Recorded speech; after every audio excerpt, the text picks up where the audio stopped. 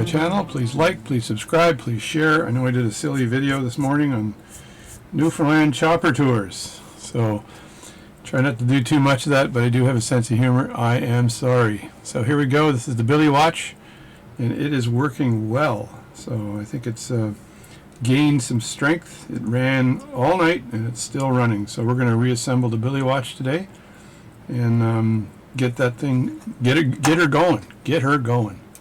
All right, what do we got here? So we've got the case. This is the case, and I've got the crystal right here, and it's got a really thin bezel because this is a hunter watch. I've got the hour hand. I've got the minute hand, and I've got the cannon pinion. The favorite pinion, and this is my favorite pinion, the cannon pinion. There we go. And I have got a screw. I'm going to have to do some screw hunting again today because I'm going to have to find another case screw. So that is a pain in the arse, as they say in the Maritimes. Pain in the arse, having to find another case screw.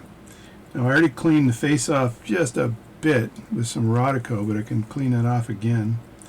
And this is these are the hands. The hands are hidden underneath the. Let me just see if I can slide this up here. And this is the that's the bezel Rathbone. And there's the hands.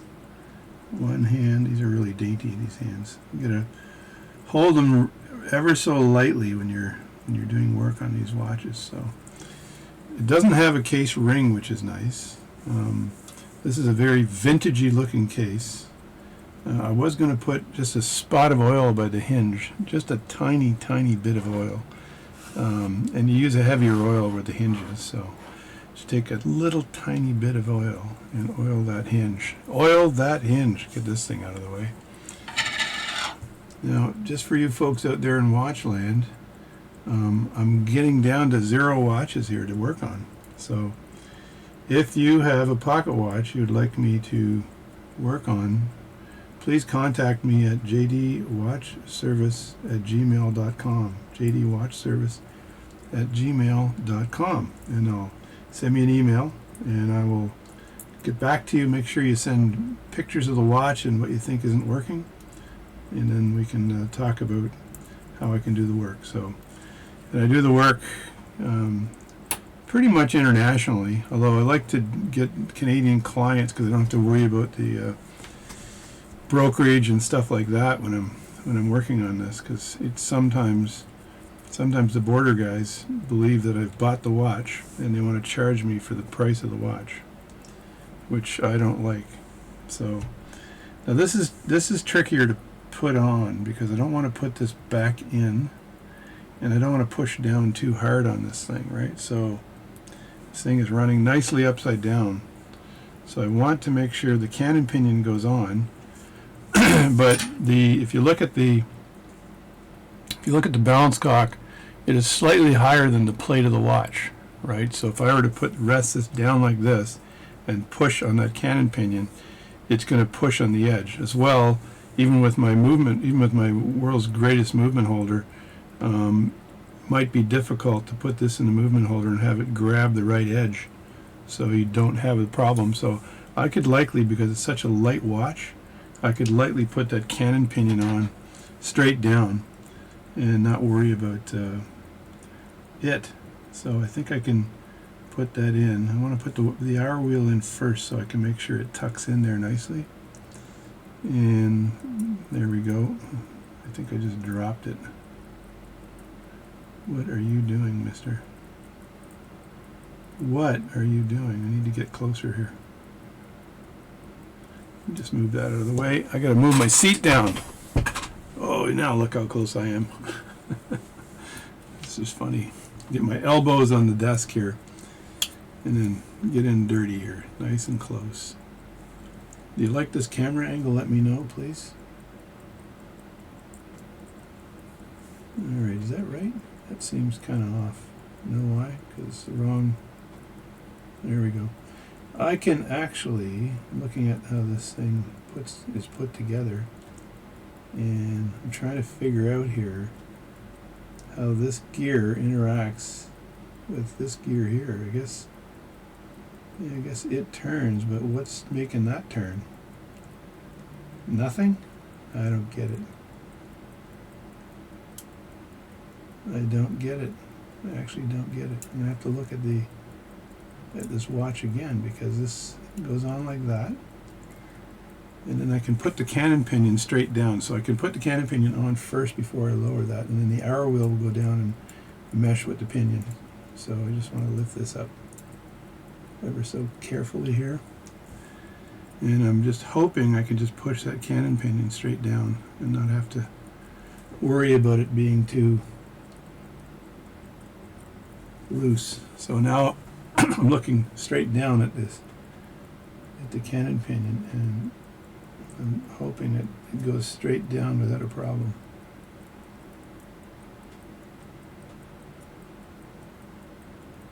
And I think it's a little bit off here.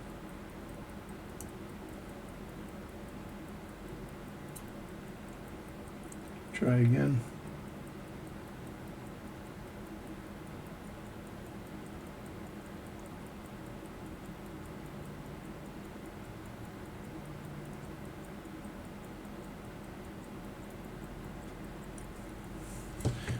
Yeah, I gotta make sure the gears are meshing when I turn this. I don't have an issue. And I really don't want to have to put this under the microscope while I'm doing this, so I'm just going to put my bench key in here and turn it ever so slightly. See if I can drop the cannon pinion in after I turned it. I think it's sitting on a tooth.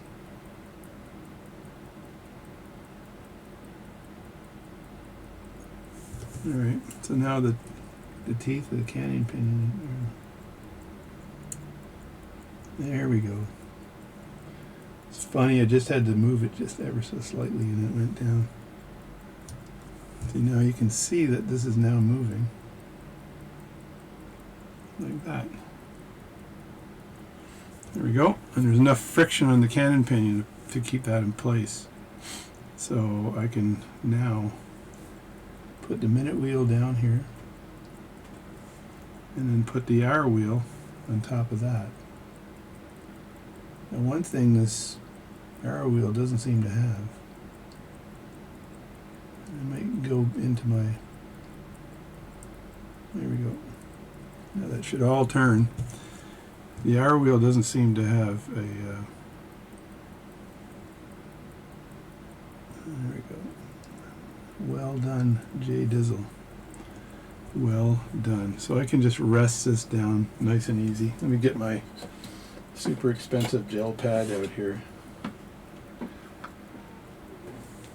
I'm going to rest this. Got to watch the hands though. Rest this in the gel pad for a second because I want to see if I can get a dial washer. I'll be right back. So I had to go to the Department of Dial Washers. There we go. There's a Department of Dial Washers made in Switzerland. All kinds of sizes here. So it's just a matter of sizing one that's the right size and not too crazy big. So they start off 2 and go up to 4. So if I were to do a 3, that might be a good size. So they come in little cardboard boxes here. And I just use my thumbnail and lift that up, and there we go. So I got a boatload of dial washers. So now what the dial washer does is it keeps that hour wheel down, because that hour wheel could very well float up uncontrollably. Let me see if this is the right fit here. And I think it is. It's a 3. Look at that. Maybe I need a 4. Let me see.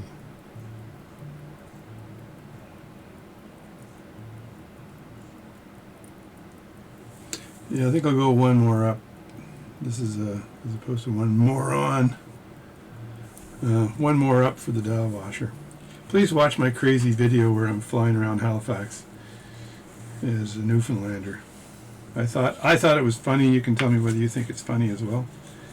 And folks from Newfoundland are so nice and friendly. And I did work in Gander, Newfoundland years ago with the Cormorant helicopter fleet, and the folks there never complained about anything. Those choppers had to fly off out to the North Seas, basically, Iceland. Around. They went out probably 400 or 500 kilometers out off the shore, and they picked up folks that were in need, that were desperately in need, and those guys never complained about a damn thing. It's a very impressive bunch of people. Is this fitting as well? I think it fits. Is that down? I think these things just having a hard time going down to the base of this thing. It takes a bigger dial washer than I thought. It's weird. So anyway, so Newfoundland people are amazingly nice. And if you've got any trouble at all, they'll help you. So they complain about nothing. And they live in pretty harsh territory. I'm watching this show on Amazon, Shetland it's called, for the Shetland Islands that are north of the UK. And that is nasty territory. There's no trees anywhere, and basically if you are too thin, you'll get blown off the island into the water. So you got to have some girth in the Shetland area. So that is a tough place to live as well. I'm going dial washer at a time here. There we go. I end up having to go for the big one. The big one. So as you can see, I do have a lot of dial washers though. This is something I acquired a while back. I was always looking for stupid dial washers and even thinking of trimming some down to size and stuff like that. And it's like, what am I doing? So I just want to make sure that the watch is still meshing here. It's still ticking away. I just had a peek. Yeah, got no problem there.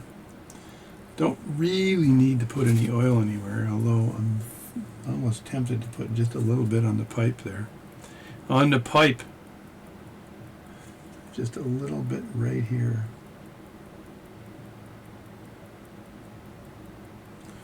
And then before I close this down, there's a few areas I gotta oil up here.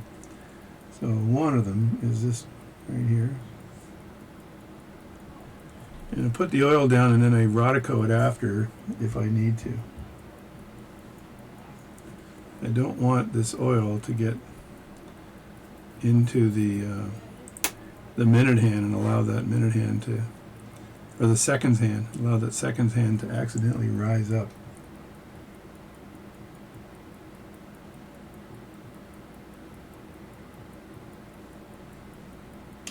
And this jewel here was oiled before. B4.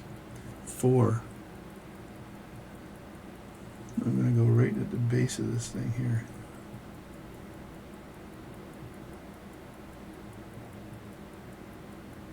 There.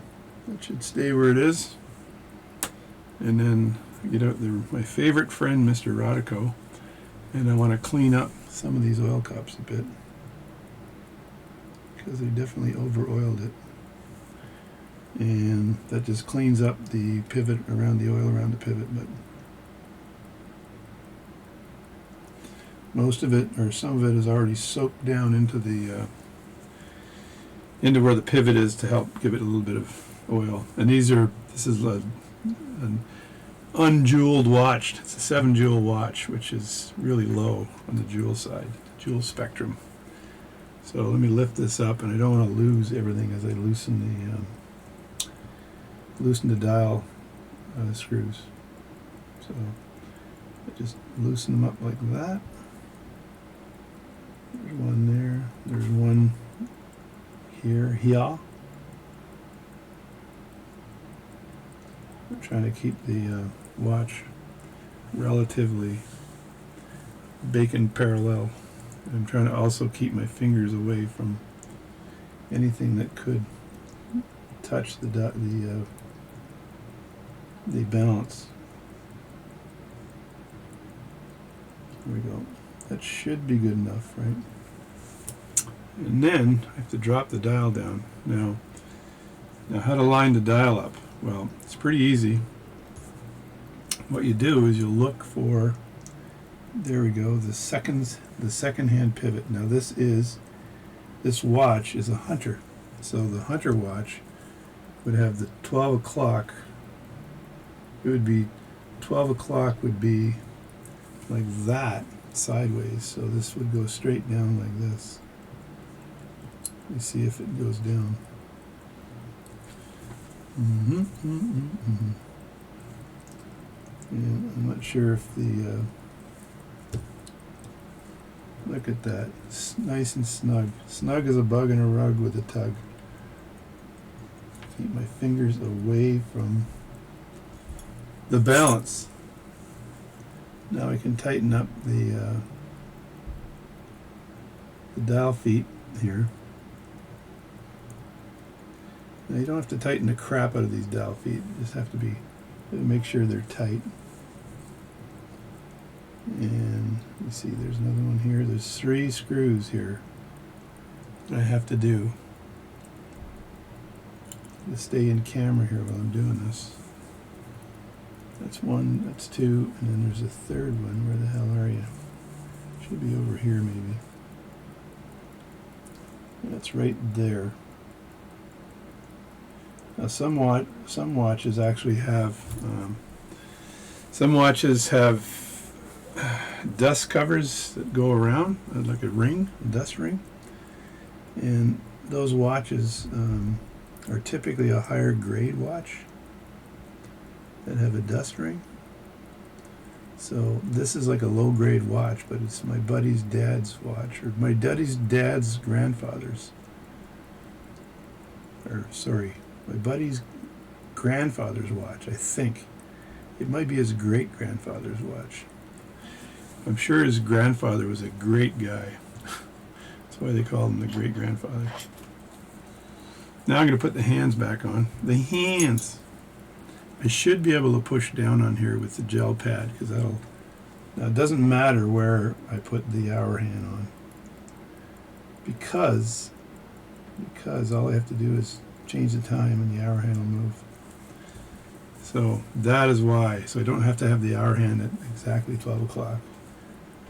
And I want to make sure I use the smaller of the presses that I have.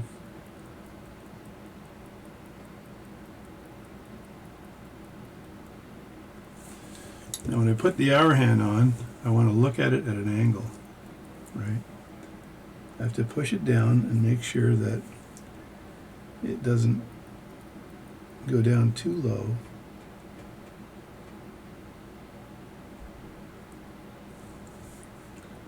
And I also have to make sure it clears everything.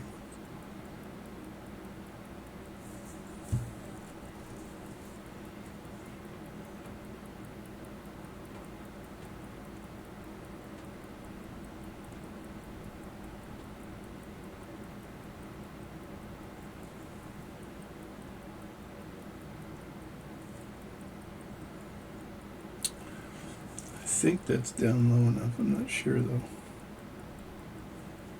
You can never really tell. I'm gonna give her another one here, just a bit more.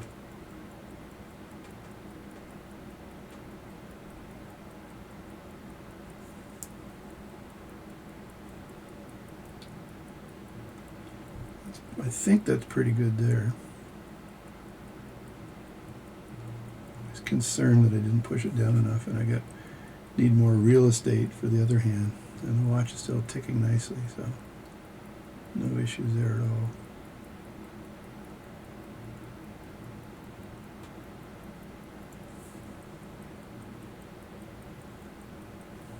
Yeah, that's pretty low right there, so I'm going to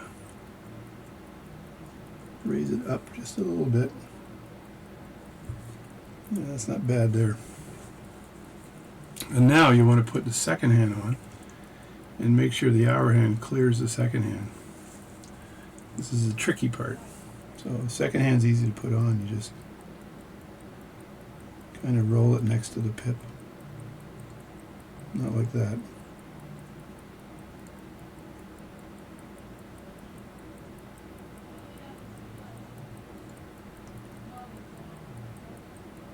Like that.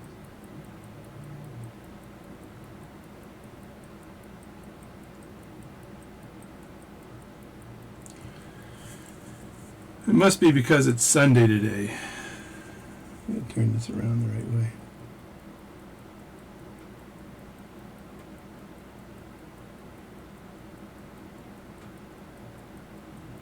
I had it for a millisecond.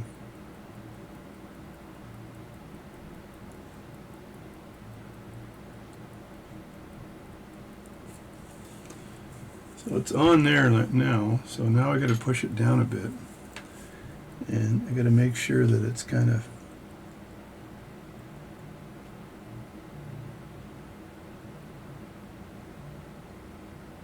flat like that. And there, let me have a look at the edge there.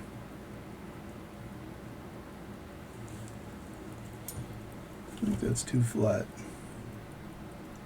It might not be. If it goes around nicely, I have no issue. It just goes around nicely, then there's no problem. This doesn't seem to be touching anything, so that's good. It's ticking away. So that's that hand. And then the last hand is just as hard to put in as the rest of them.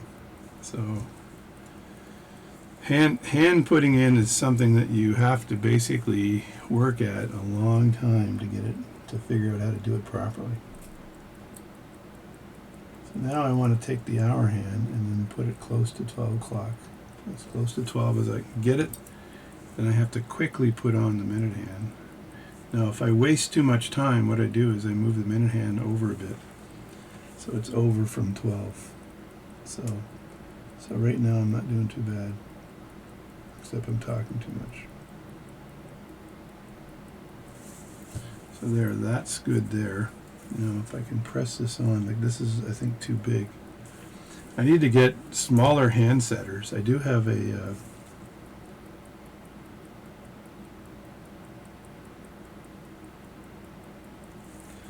I do have a professional hand setting thingamajobby doohickey, so I'm going to look at this from all angles here while I press this down. It's got to clear the hour hand, that's the tricky part.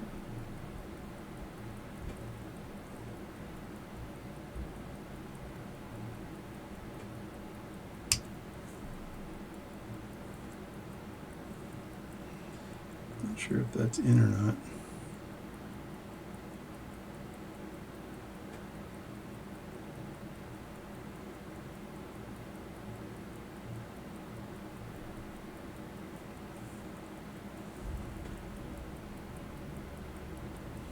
I think that's on. Let me just spin this around and see how well I did. Bench key. Bench key. See where the minute stuff is? No. And look, it's pretty close, but it's clearing it nicely. So I just have to make sure it clears it in all instances. Let me just move this thing around.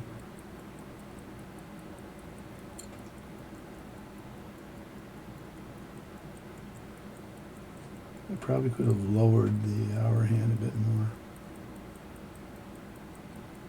Just make sure it doesn't snag, that's the thing.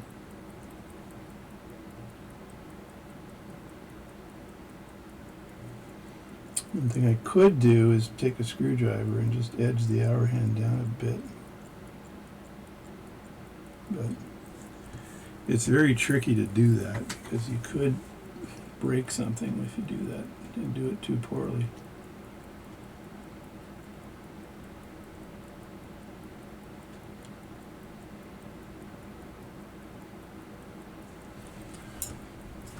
There, no. Did that do anything? Let me look. Just wanted a bit more clearance. It's not too bad. It's clearing it every time, so what I can do is set the time. What time is it right now? 12:52. Look at that. 12:52. I can back this baby up a bit. 12:45, 12:52.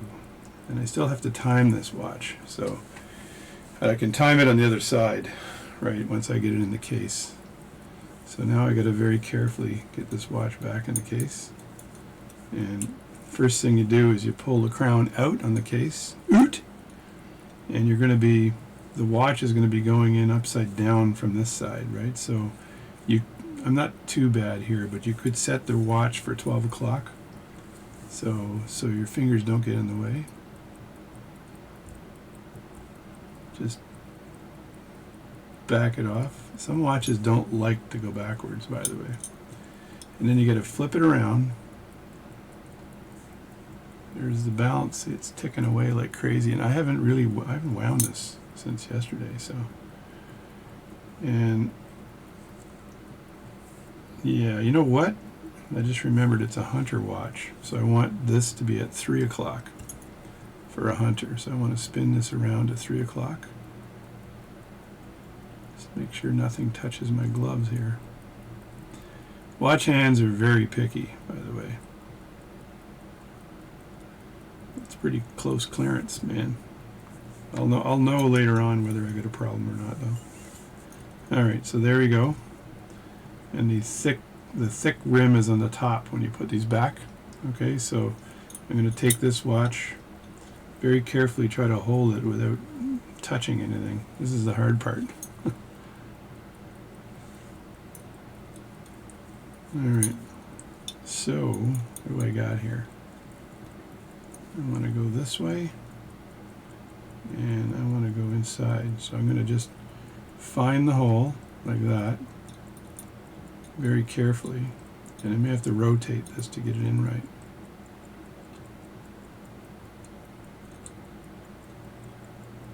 Where is that hole?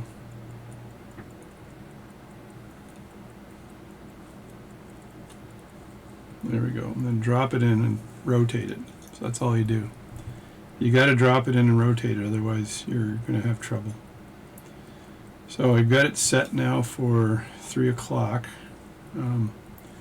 I want to put at least one screw in. So, but first what I'll do is I'll do that, and I will turn this upside down again and get a screw in there. Okay, so I want to get one screw in, and I want to get the screw that's furthest away. So either one of these would do, I think. But let me just put this one in here.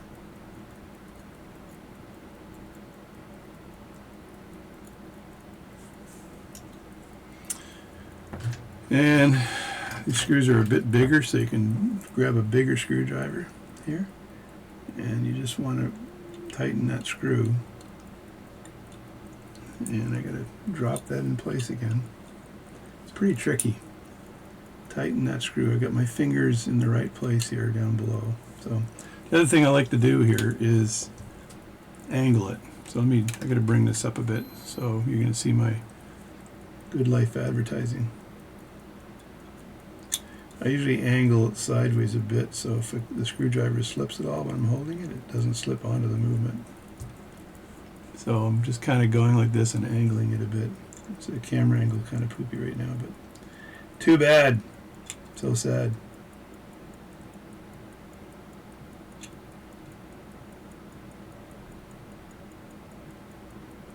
So that's not bad there.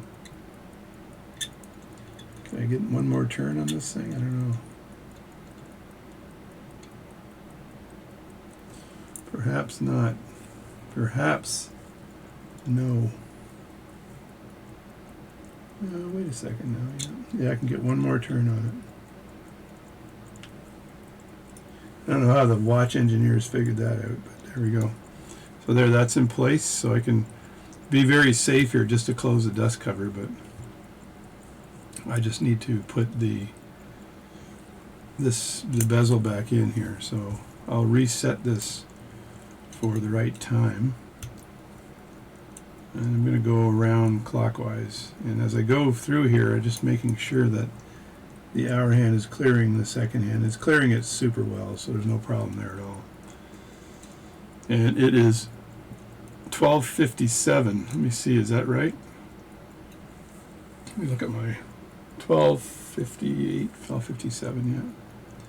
1257, 1257. There we go. Just push that down, and now I've got the bezel to put back. Now this is, I think it's a glass bezel, right?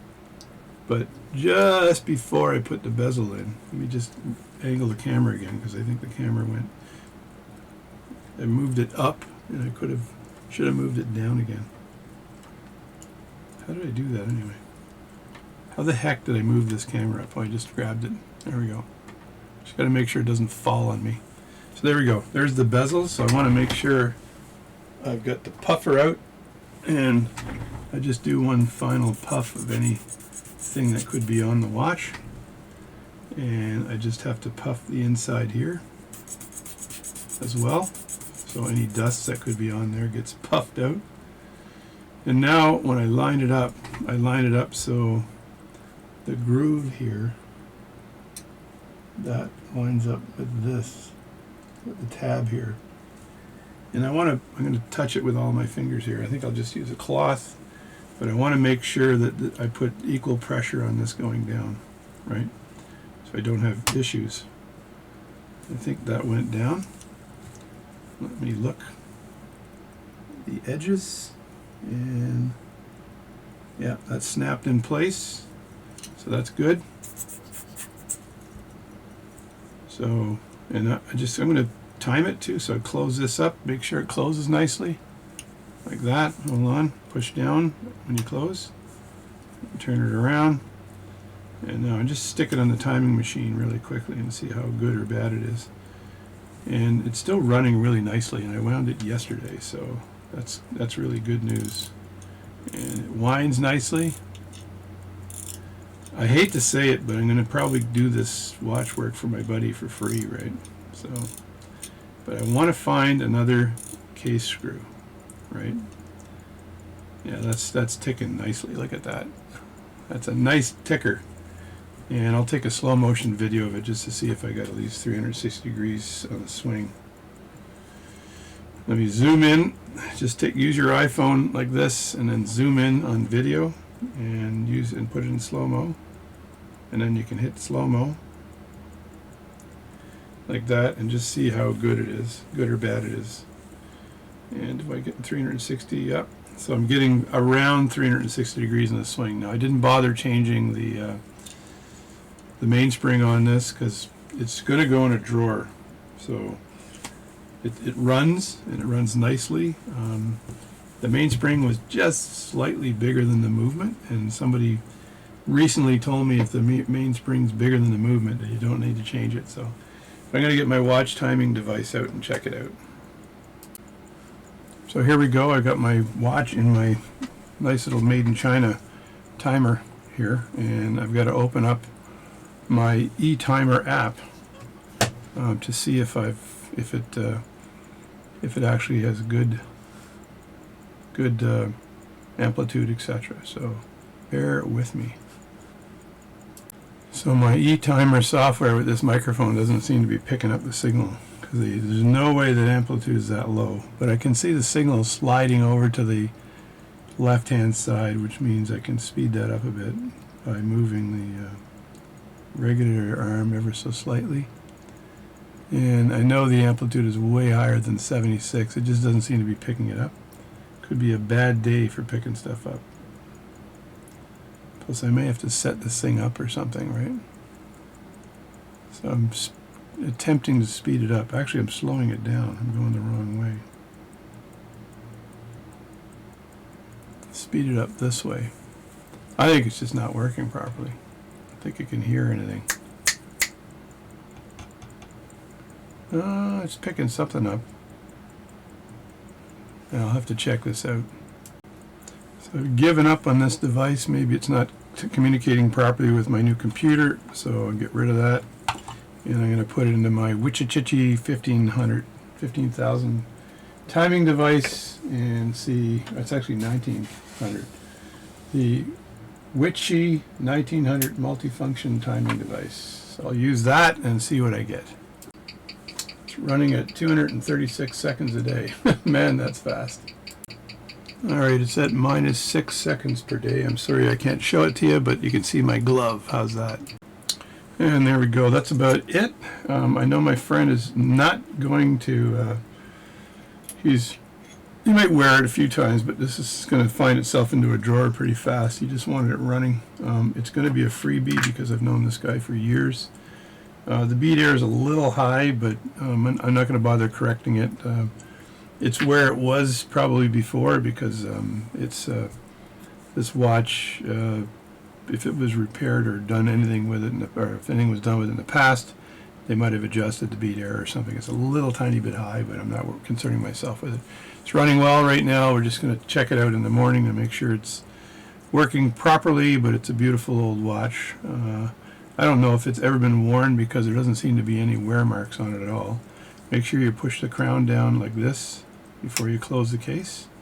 So there it is there. It's just gorgeous, right? It's gorgeous. Size 6 Waltham pocket watch. My friend, his dad was a banker, and then he owned a similar to a Walmart that he was in Summerside, PEI, Smallman's department store. And anyway, this is his dad's watch. So that he got from his grandfather, his father, or his grandfather, one or the other. So this is an old watch. Maybe I'll look up the date on it and put it up here for a second. What do you think? Let's look up the date on this thing. All right, there's the watch, 859-0555. It's a Seaside grade, model 1890. So this year of production, so this is an 1898 pocket watch, and it's running again. So it's a low quality grade though. Run quantity was 9,500 for this quantity, but they made 1 million of these things. Everybody had them, and I was right. It's a size 6. It says it's 15 joules mixed run. It ain't 15 joules, folks. It's 7 joules. So they made a mistake here in the data. So it's 7 joule, but it says mixed run. Mixed run, 7 joules and 15 joule movements. So I got the 7 joule movement. And it's got a, it's not a railroad grade. It's got a Breguet hairspring, which is typical of the time. What else is there? I think that's, its value is probably pretty low, I suspect. And there we get the value of the watch. So the highest value is $135 working. Retail value between $165 and $200. So again, I only do this work for people that it's not purchased off of eBay. It comes from their grandfather. They're going to give it to their kids, something like that, because it's not worth getting me to actually repair your watch if its sales value is less than I'm going to charge to repair it. So just a note to file. So, and of course you can probably get parts for this watch. Let me just click over here and see if there's no parts available. Look at that. So, and that's the movement spec right there. So there we go. It's a Seaside grade, adjusted, no. So anyway, very nice watch. So thanks for watching. This is a 7 joule Waltham, American Waltham Watch Company. Please subscribe and please share my videos.